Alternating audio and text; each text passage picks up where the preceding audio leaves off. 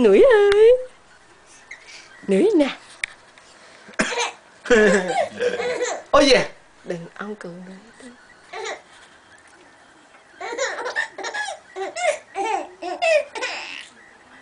Thôi.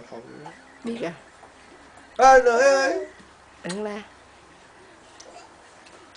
Chạy cũng cười ngất. Cười ngất kìa. Thôi tiếng lớn lên nó coi. Để dành. Nó thâu tép, đi qua thâu tép lớn lên tụi nó coi đó. Kiki. Mấy con nhơn đi qua thâu tép đó mà, lớn lên tụi nó coi đó. Lớn vậy lắm kìa.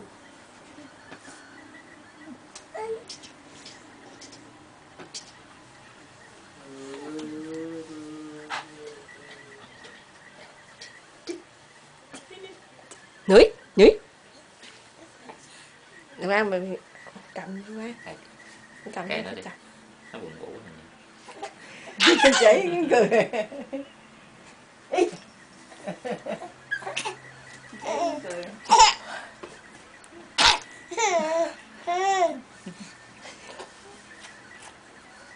Chạy.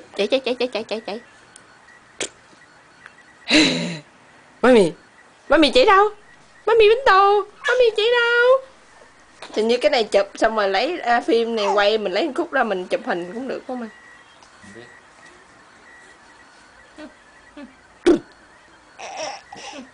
Trời.